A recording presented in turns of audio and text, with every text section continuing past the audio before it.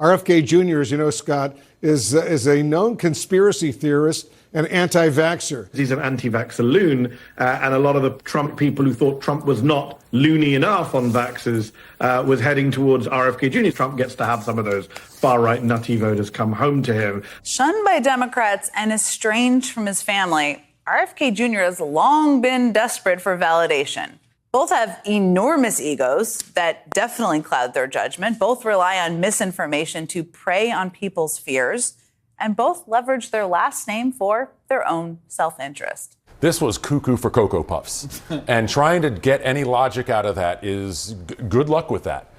Because it's, one, you can't understand what he says. Two, if you can't understand what he says. And reminded of a line in Mel Brooks's Blazing Saddles when somebody gets up and gives an indecipherable speech. He says, who can argue with that? That's authentic frontier gibberish, and that's exactly what that is. He is freakish in every sense of the word. He's a nut. He is a conspiracy nut. He's a racist. He has come up with all of these cockamamie theories of persecution. In that sense, he's very much a Trump rather than a Kennedy. And I have to say, it's a very sad denouement to the Kennedy legacy, and I think his family is justifiably very embarrassed and really ashamed of him. What impact is this going to have on the 2024 race? Very, very little, except it does give the Harris campaign a lot of opportunity for a lot more attack ads. I can think of, several hundred things that would have more impact than RFK Jr. dropping out of the campaign and endorsing Trump, kind of. He's in, he's out, he's in here, he's out there. Frankly, it's embarrassing. The headline should not read, Kennedy endorses Trump. They should read, dangerous conspiracy theorists join forces. They're sort of telling the same story, that there's all these crazy conspiracies by elites and our systems need to be taken apart. Yeah. And that's the RFK story, and that's the Donald Trump story. And it won't make some big effect on the race. But in a tight race... You don't think it will? Even in a tight race, that's what we've been talking about. If that's what we expect to see, a small number of voters, could they make a difference? It absolutely could make a difference. I also think Cornel West, who's still out there, could make a difference. And again, when the margins are so small, third-party candidates could make a difference.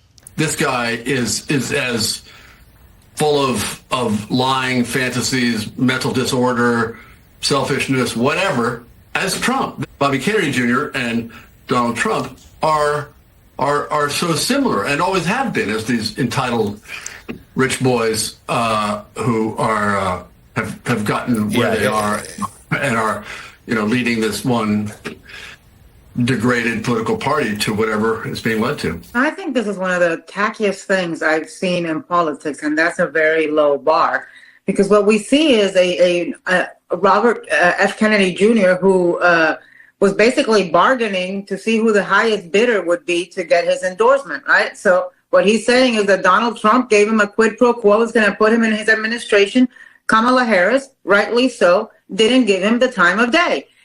Man, talk about adding weird to weird.